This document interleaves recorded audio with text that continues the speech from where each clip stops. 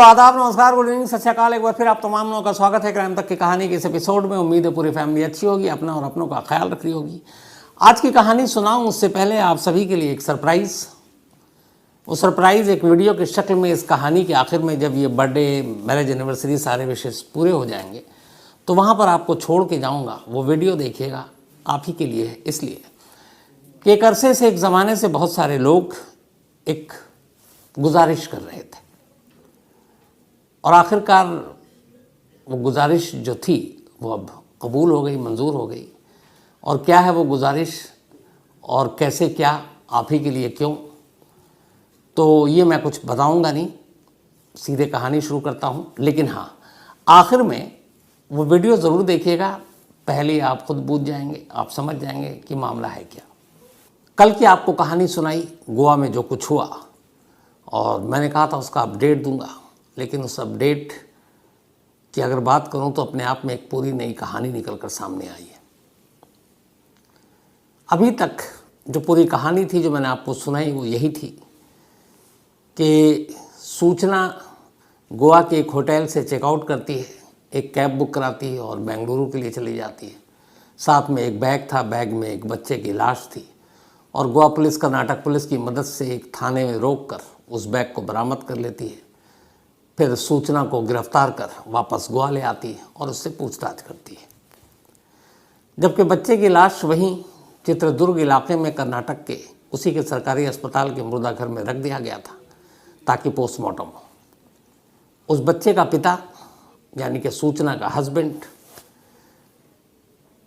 वो इंडोनेशिया गए हुए थे, वेंकटरमन। कल शाम ही जकार्ता से वापस लौटे। उसके बाद पोस्टमार्टम हुआ। पोस्टमार्टम की रिपोर्ट सामने आई और इसी रिपोर्ट से इस कहानी की शुरुआत करता हूँ। डॉक्टरों के एक पैनल ने इस पोस्टमार्टम को अंजाम दिया और उनमें से एक डॉक्टर कुमार नायक भी हैं। कुमार नायक ने अपने इस पोस्टमार्टम रिपोर्ट के बारे में जो बताया वो ये है कि 4 साल के इस बच्चे की मौत जिस वक्त पोस्टमार्टम हो रहा था, कल शाम की बात है, उससे करीब 36 घंटे पहले हुई थी। दूसरी चीज़ उन्होंने बताया कि जो मौत की वजह थी वो 2 चीज़ें हो सकती हैं। एक स्ट्रैंगुलेशन यानी गला घोटना, गला घोट कर मारना, और दूसरा जो उन्होंने बताया वो था स्मोदरिंग यानी कि सांस का रुक जाना। अब ये दोनों चीज़ें कैसे पॉसिबल हैं? तो ऐसे कि या तो आपने हाथ से गला दबाया हो, या फिर तकिया से दबाया हो, या फिर टॉवेल से दबाया हो, या फिर तार का इस्तेमाल किया हो। पोस्टमार्टम रिपोर्ट इसको क्लियर नहीं करता, लेकिन ये क्लियर है कि गला घोटने से या फिर स्मोदरिंग यानी कि सांस रुकने से ही मौत हुई है। बच्चे के पूरे जिस्म पर कहीं भी चोट के कोई निशान नहीं मिले, यानी उसके कोई मारपीट या बाकी कोई ऐसी चीज़ नहीं हुई। पूरे जिस्म में बच्चे के या नाक कान से भी कहीं कुछ खून के निशान भी नहीं मिले, और मौत 36 घंटे पहले हुई थी, यानी कि जो टाइमिंग के हिसाब से थी कि मौत हुई 7 जनवरी को रात 8 से 10 के दरमियान। अब पोस्टमार्टम रिपोर्ट ने ये तो बता दिया, और यहीं से एक बड़ा सवाल सामने आ गया। सवाल ये कि इस पूरे मामले का खुलासा ऐसे हुआ कि गोवा के जिस होटल में सूचना ठहरी हुई थी, जब वो चेकआउट करके जाती हैं और सुबह होटल का स्टाफ कमरे को साफ़ करने जाता है तो वहाँ खून की कुछ बूंदों को देखता है, और खून देखकर उसे कुछ शक होता है और वो मैनेजर को इन्फॉर्म करता है। मैनेजर पुलिस को बताती है, पुलिस मौके पर पहुँचती है, और गोवा पुलिस ने भी बाकायदा कैमरे पर रिकॉर्ड पे ये बात कही कि कमरे से खून की बूंदें मिली थी। अब पोस्टमार्टम रिपोर्ट कह रहा है कि गला घोटने से या सांस रुकने से ये मौत हुई, तो फिर ये ब्लड कहाँ से आया, खून के निशान कहाँ से आए? अब ये अजीब सी पहेली थी। अब ये गोवा पुलिस ही बता सकती थी। तो आज मैंने दोपहर को जो गोवा के इस वक्त डीजीपी हैं जसपाल सिंह, उनसे फ़ोन पर बात की। मुझे वारदात शो के लिए भी उनका कोट चाहिए था। चूँकि जसपाल सिंह जी यूटी कैडर के हैं, पहले दिल्ली में रहे हैं, और यूटी कैडर के लोगों की पोस्टिंग या तो दिल्ली या फिर गोवा, आपके मिज़ोरम, अंडमान, चंडीगढ़, 7 ऐसी जगहों पर होता रहता है जहाँ जहाँ यूनियन टेरिटरी का रूल है। तो इस खून की पहेली के बारे में मैंने उनसे सवाल किया कि अगर गला घोंट कर मारा गया या फिर सांस रुकने की वजह से ये मौत हुई, तो फिर कमरे में खून की बूंदें कहाँ से आई? तब उन्होंने जो कहा वही मैं आपको बता रहा हूँ। उनका कहना था कि जब सूचना से पूछताछ हुई तो उसने एक नई चीज़ बताई, और वो नई चीज़ एक तस्वीर से भी उसकी गवाही मिल रही थी। सूचना के बाएं हाथ की कलाई पर पट्टी बंधी थी। जब उसको कोर्ट ले जाया जाता है या उसकी जितनी भी तस्वीर पुलिस कस्टडी में आई है, उसके लेफ्ट हैंड पे रिस्ट के पास बैंडेज या पूरी पट्टी बंधी हुई है। तो उन्होंने कहा कि जब बच्चे की मौत हो गई उसके बाद सूचना ने खुद भी मरने का फैसला कर लिया, यानी कि सुसाइड। उसने एक सीजर उठाया, कैंची, और कैंची से अपने कलाई की नस को काटने लगी। लेकिन शायद नस काटते वक्त उसका इरादा बदल गया या उसे डर लगा मौत से, और वो रुक गई। लेकिन तब तक कुछ खून की बूंदें निकल चुकी थी। फिर उसने किसी तरह अपने हाथ पे कपड़े वपड़े बांधे, और वो खून की बूंदें उस फर्श पर होटल के गिर चुकी थी, जो बाद में सफाई करने वाले को नजर आई। और ये पट्टी भी ये गवाही दे रही थी कि उसकी कलाई कटी हुई है। तब उस खून की बूंदों को उठाकर डीएनए जांच के लिए भेज दिया गया कि ये ब्लड जो है ये सूचना का ही है कि यह नहीं है। तो उनका कहना था कि ये जो पहेली है खून की वो ये है कि उस बच्चे को किसी तरह से किसी मतलब हथियार, चाकू, इनसे नहीं मारा गया, या तो गला घोंटा गया है या फिर मुंह पर तकिया रखकर सांस रोकी गई है और उससे उसकी मौत हुई। और जो खून की पहेली थी वो खुद इसकी थी, सूचना की। लेकिन इससे पहले एक और चीज़ हुई। जब सूचना होटल छोड़कर गोवा से बेंगलुरु जा रही थी, और याद है कल मैंने आपको कहानी में सुनाया, तो टैक्सी ड्राइवर का नंबर लेकर गोवा पुलिस ने बात की ड्राइवर से और कहा मैडम से बात कराओ। तो मैडम से उन्होंने पूछा कि आप बच्चे के साथ आई थी, आप अकेले चेकआउट करके जा रही हैं, आपका बेटा कहाँ है? उस पर उन्होंने एक कहानी गढ़ी कि एक गोवा में ही एक दोस्त है, उसके घर पर उनका बेटा है, कुछ दिन वहीं रहेगा। तो उन्होंने पता भी दिया। साथ में तब गोवा पुलिस ने एक और सवाल पूछा था सूचना से, और सवाल ये था कि आपके कमरे से खून की कुछ बूंदें मिली हैं, वो खून कहाँ से आया? तब सूचना ने कुछ और जवाब दिया था। सूचना ने ये कहा तब कि मुझे पीरियड्स हो रहे थे और उसी पीरियड्स की वजह से खून की बूंदें वहाँ पर थीं, और अगर मैंने कमरा गंदा किया है तो मैं उसका जो भी पैसा होगा सफाई करने के लिए मैं दे दूँगी, बट वो मेरे पीरियड्स की वजह से वो ब्लड वहाँ पे थे। तो ये पहली ही उसने चीज़ बताई थी। लेकिन जब उसे गिरफ्तार करके लाया गया, उसके हाथ पे पट्टियाँ थीं, देखा गया, तब उसने फिर ये दूसरी कहानी बताई। तो ये तो हो गई खून की पहेली, क्लियर हो गया ये मामला। एक बहुत हाई प्रोफाइल मर्डर मिस्ट्री थी। 50 साल पहले प्रेसिडेंट के एक पर्सनल डॉक्टर हुआ करते थे, और उनके ऊपर एक कत्ल का मुकदमा चला। कत्ल भी किसी और का नहीं, वाइफ का अपनी, Vidya Jain murder case. Kuku FM के ऑडियो बुक पर यह पूरी कहानी बहुत ही इंटरेस्टिंग अंदाज में है। इसके अलावा आरुषि तलवार, आरुषि आज भी अनसुलझी, वो कहानी आरुषि और हेमराज की, ये पूरी कहानी भी कुकू एफएम के ऑडियो बुक पर है। तो ये दोनों कहानियाँ ज़रूर सुनिए, और सुनिए तो फिर शुरू से आखिर तक सुनिए, क्योंकि बीच में रुकेंगे तो फिर तारतम्य टूट जाएगा, मज़ा भी नहीं आएगा। कुकू एफएम को ऑडियो बुक पर ये दोनों कहानी।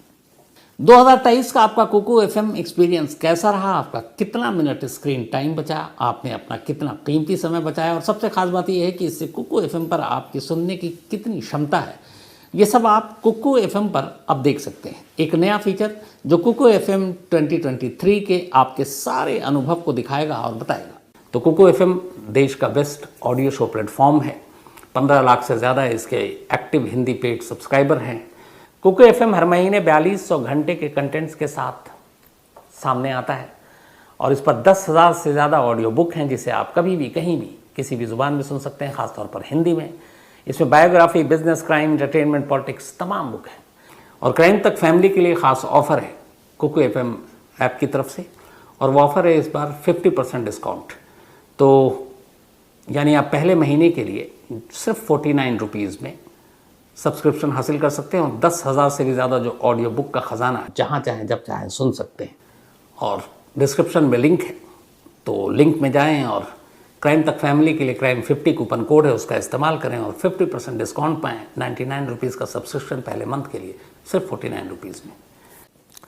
अब इस पूरे मामले में 5 संडे का बहुत बड़ा रोल है, जो खुलासा हुआ है कि 5 संडे इस कहानी के पीछे क्या है और क्यों है। दरअसल पूरा मामला ये है कि 2019 में ये बच्चा पैदा हुआ था, 2010 में शादी हुई थी। जब बच्चा पैदा हुआ, जब गोवा पुलिस ने पूछताछ की है पिछले 24 घंटों में, उसी के पूछताछ से जो खबरें बाहर आई हैं, जो गोवा पुलिस के सोर्सेज ने बताए, वही आपको कहानी सुना रहा हूँ। तो जब ये बच्चा पैदा हुआ, उसके बाद से मियाँ बीवी में अनबन शुरू हो गई थी। सूचना को ये लगता था कि उसका हस्बैंड साथ नहीं दे रहा है, क्योंकि दोनों वर्किंग थे। सूचना ने अपनी एक कंपनी खोल ली थी, AI लैब, और 2010 से 2019 से पहले तक दोनों पति पत्नी मिलकर उस कंपनी को चला रहे थे। लेकिन फिर 19 से कुछ पहले ही जब ये कंपनी इस्टेब्लिश हो गई, तो वेंकटरमन ने इस कंपनी से अपने आप को किनारे कर लिया और कहा कि तुम करो। और वो खुद एक AI यानी आर्टिफिशियल इंटेलिजेंस का एक्सपर्ट था। उसने फिज़िक्स में PhD कर रखा है। तो इसके बाद उसने अपना एक बिज़नेस शुरू कर दिया। एक नामी गिरामी जो फाइनेंस की कंपनी है, फाइनेंस सर्विसेज देती है, वो उसने ज्वाइन किया और साथ में अपना बिज़नेस करता था, और अच्छे खासे उसकी सैलरी थी। तो उधर उसका बिज़नेस चल निकला। इधर उसके हटने के बाद जो सूचना की कंपनी थी, वो इतना अच्छा AI कंपनी कर नहीं रही थी, जो वो एथिक्स लेक्चरर के तौर पर काम कर रही थी। इधर बेबी होने के बाद दोनों के बीच में थोड़ी सी दूरियां, और बेबी कौन देखे कौन काम करे, उसको लेकर जो घर में अमूमन होता है, उसको लेकर झगड़ा होना शुरू हो गया था। बट ये झगड़ा आमतौर पर एक मियाँ बीवी के बीच में जो होता है घर की चारदीवारी के अंदर, नॉर्मल वही था। अगले 1 साल तक दोनों लड़ते, फिर साथ रहते, सुलह कर लेते, सब कुछ ठीक चल रहा था। फिर कोरोना आ गया तो साथ ही में रहना था, तो कोरोना में भी साथ थे। 21 ख़त्म होते होते फिर 22 में झगड़ा और भी शुरू हो गया। लेकिन अब भी घर के अंदर ये सारा झगड़ा हो रहा था। शुरुआत हुई अगस्त 2022।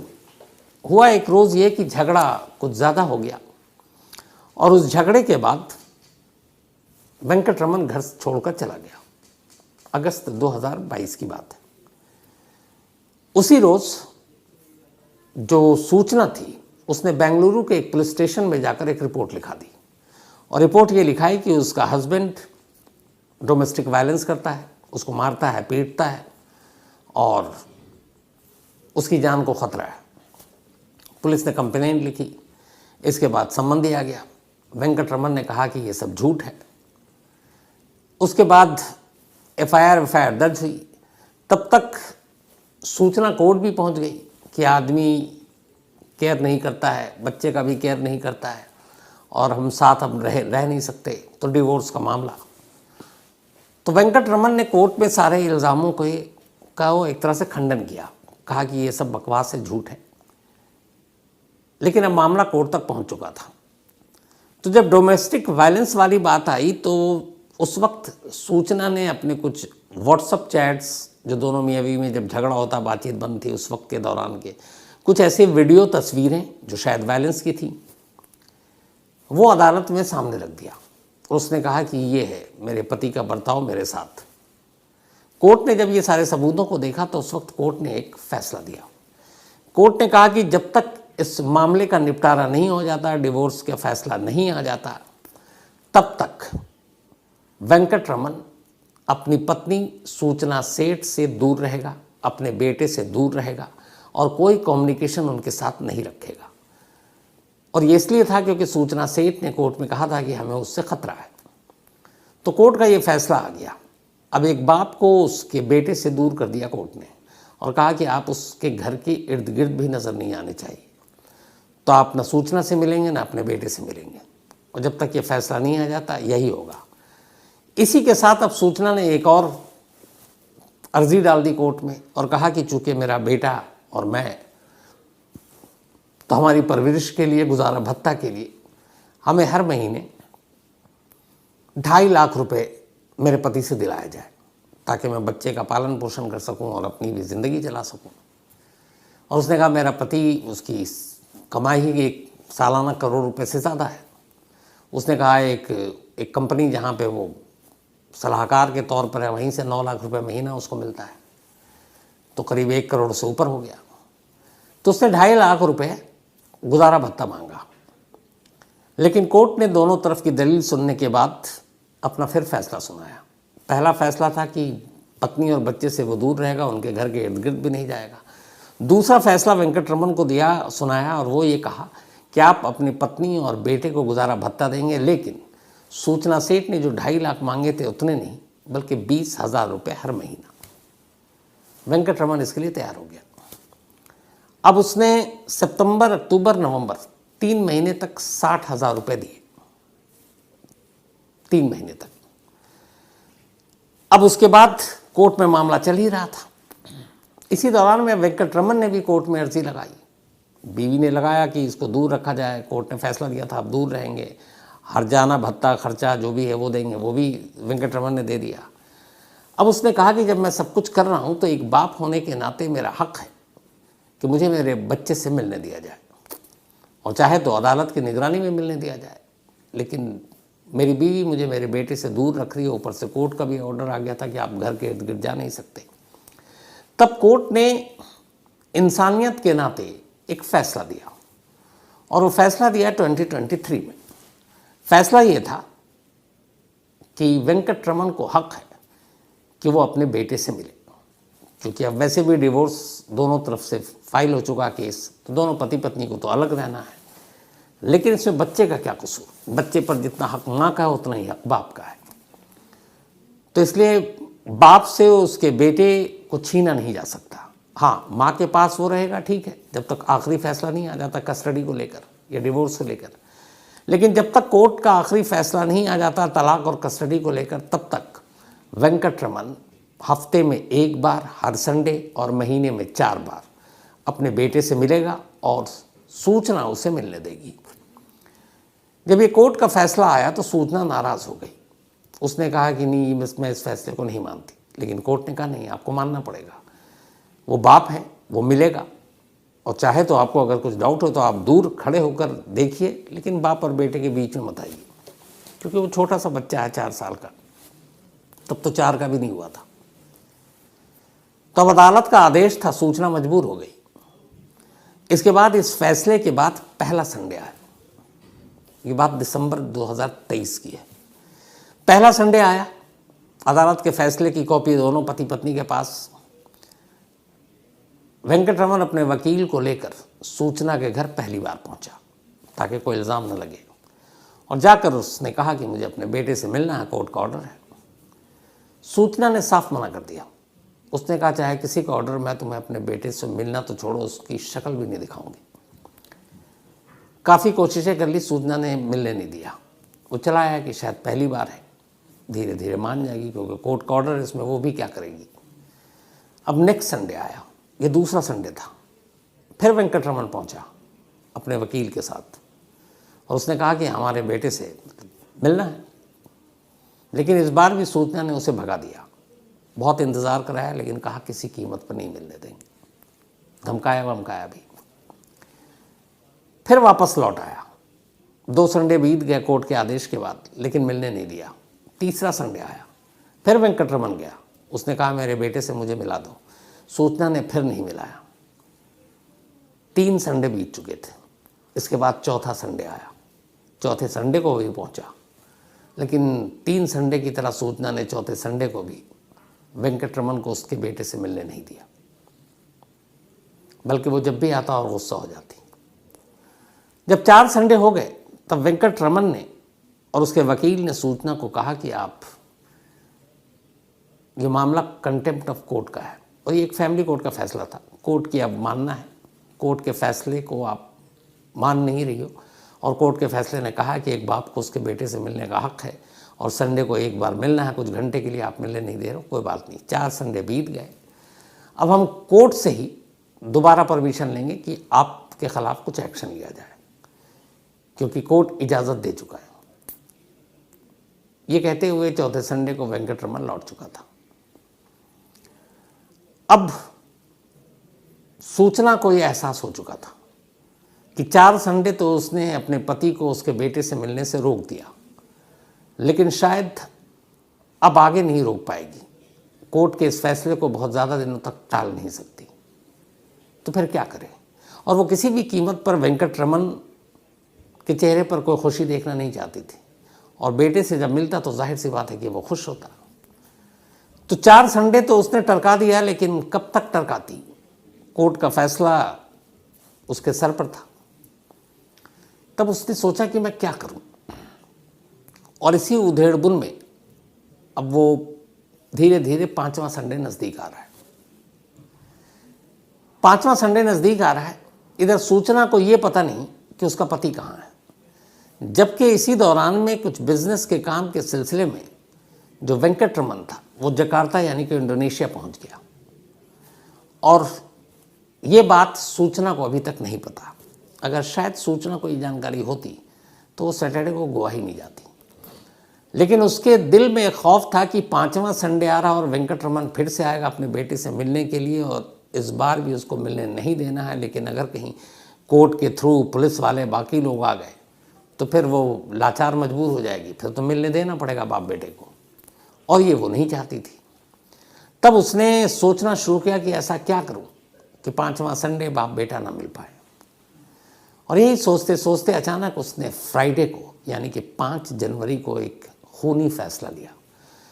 उसने एक ऐप के थ्रू पहले एक प्लेन की टिकट बुक कराई अपने और बेटे के लिए, गोवा के लिए, और फिर गोवा के ही एक होटल में एक कमरा बुक कराया।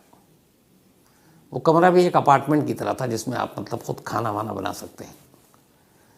तो ये दोनों बुक कराया 5 जनवरी को, और 6 जनवरी की सुबह वो बेंगलुरु से निकल गई बेटे को लेकर, और एक बैग में अपने सारे कपड़े, बेटे के सारे कपड़े, और फिर बेंगलुरु पहुंच गई। होटल में चेक इन किया, फिर 6-7 को वहीं रही, और उसके बाद की कहानी आपको मैं कल डिटेल में सुना चुका हूँ। तो 5वां संडे बाप बेटे की मुलाकात न हो, क्योंकि 4 संडे वो ये काम कर चुकी थी। बस इस मुलाकात और इस मुलाकात की खुशी जो वेंकटरमन के चेहरे पर होती, उस खुशी से उसको दूर करने के लिए उसे कुछ नहीं सूझा तो यही सूझा कि क्यों ना उस जड़ को ही हटा दे जिसकी वजह से वो लगातार उसके घर पर आ रहा है और मिलने के लिए आ रहा है। तो अगर बेटा ही नहीं होगा तो फिर मिलेगा किससे, और फिर कौन से कोर्ट का फैसला। और उसने अपने हाथों अपने बेटे को मार डाला। कम से कम अभी तक जो गोवा पुलिस के हिसाब से चीज़ें हैं, हालांकि कानून में ये भी है कि जब तक कोर्ट फैसला नहीं सुना सकता आप कातिल भी नहीं कह सकते, तो आरोप है अभी। तो आरोप यही है कि फिर उसने अपने हाथों से मार डाला। पिता पहुंच चुका है। जिस बेटे को जीते जी जिंदा 4 संडे मिलने की उम्मीद में वेंकटरमन लौट चुका था, उस बेटे से उसकी मुलाकात हो गई चित्रदुर्ग के उस सरकारी अस्पताल में। लेकिन यह मुलाकात ऐसे हुई कि बाप तो बेटे को देख रहा था, बेटा देखने के लायक नहीं था, इसलिए कि उसकी आंखें बंद थी, सांसें रुक चुकी थी, वो दम तोड़ चुका था। पति पत्नी के इस लड़ाई के बीच में एक मासूम 4 साल जिसकी उम्र, वो कुर्बान हो गया। तो ये तो पूरी जो गोवा पुलिस की अब तक की इंट्रोगेशन है, इन्वेस्टिगेशन है, वो रही।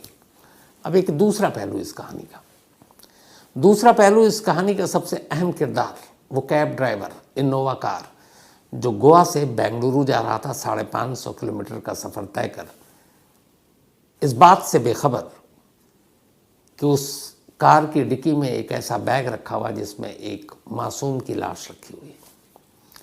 उसका पूरा स्टेटमेंट है जो उसने पुलिस को दिया। उसने बताया कि जब कैब बुक हुआ, उसके ऑनर ने कहा कि तुम्हें इस होटल से एक पैसेंजर को उठाना है और बेंगलुरु जाना है। तो अब बेंगलुरु जाएगा तो वापस गारंटी तो है नहीं कि कोई बेंगलुरु से गोवा का पैसेंजर मिले, तो इसीलिए ट्रैवल डेस्क ने कहा भी था कि इतना कॉस्टली होगा, फ्लाइट से चले जाए, पर उसे जाना नहीं था। 30,000 रुपये, 30,000 में ये आने जाने का किराया तय हुआ था। सूचना ने 30,000 रुपये दिए थे बेंगलुरु तक छोड़ने के लिए, और फिर बेंगलुरु से ड्राइवर को वापस अकेले गाड़ी लेकर आना था। तो इसलिए एक तरफ का 15,000, दोनों साइड के 30,000 रुपये। तो ड्राइवर रात को करीब 1:15 के आसपास पहुंचा, 1:15 बजे। जब वो पहुंचा तो देखा कि जो होटल के स्टाफ थे वो बैग गेट के पास रखे हुए हैं। ड्राइवर ने डिक्की खोली, उसके बाद ड्राइवर ने ही फिर वो बैग को उठाकर डिक्की में रखा। जब उसने बैग उठाया तो उसे लगा कि ये बैग कुछ ज़्यादा ही भारी है। उसे अजीब भी लगा, पर उस वक्त उसने कुछ नहीं कहा। उसने बैग उठाकर डिक्की में रख दिया। उसके बाद सूचना जो है ड्राइवर के पीछे वाली सीट पे लेफ्ट साइड में बैठ गई और लगभग 1:30 बजे के आसपास ये गाड़ी गोवा के उस होटल से बेंगलुरु के लिए निकल पड़ी।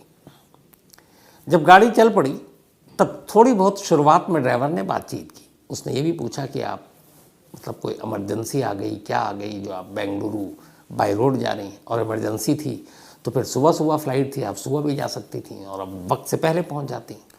तो उसने कहा नहीं मुझे कुछ यूं ही जाना था। बट वो बहुत कम बात कर रही थी। ड्राइवर ने बीच में कई बार बात भी करने की कोशिश की।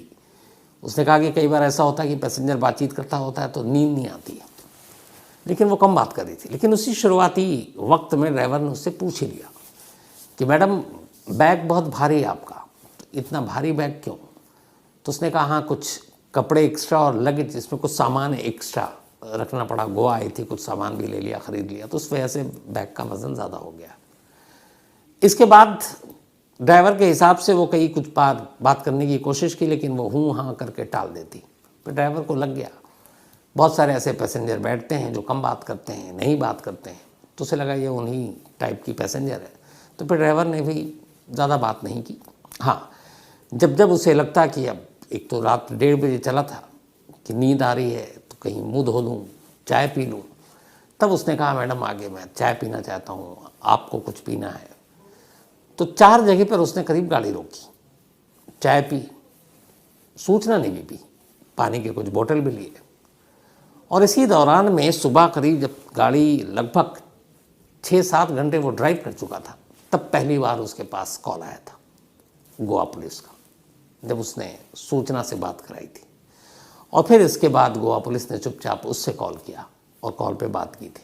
और फिर वो वही था जो आई मंगला पुलिस स्टेशन में उस कार को ले गया था, और ये वही ड्राइवर था जिसकी वजह से फिर सूचना आधे रास्ते में ही पकड़ी गई। तो इस ड्राइवर के हिसाब से पूरे रास्ते सूचना खामोश थी, बहुत कम बात कर रही थी, लेकिन चेहरे से कहीं ऐसा नहीं था कि वो परेशान है, डरी हुई है या कुछ और है।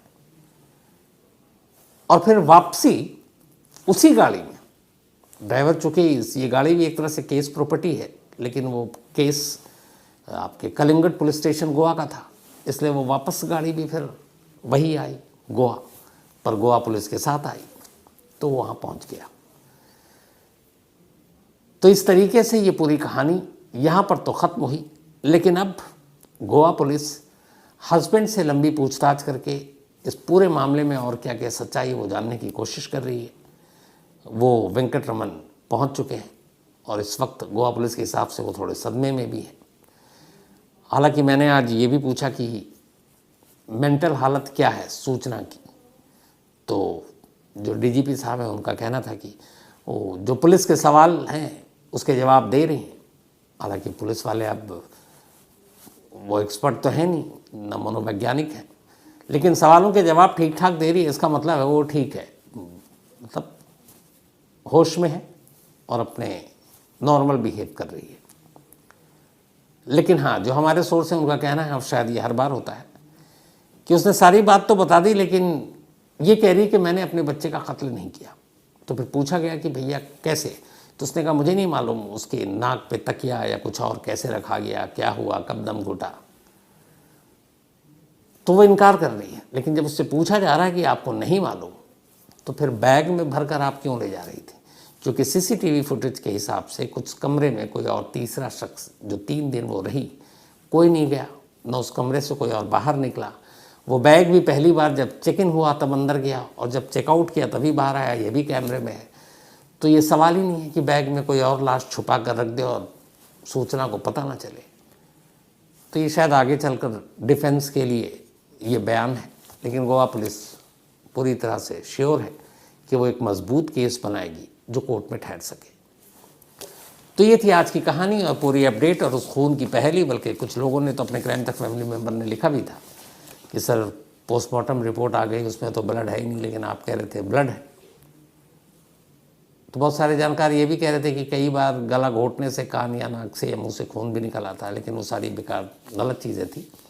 असली चीज़ यही थी कि वो ब्लड खुद सूचना का था, जिसने इस बच्चे की मौत के बाद खुदकुशी करने की कोशिश की थी। तो आज की कहानी में फ़िलहाल इतना ही, लेकिन कहानी ख़त्म करूँ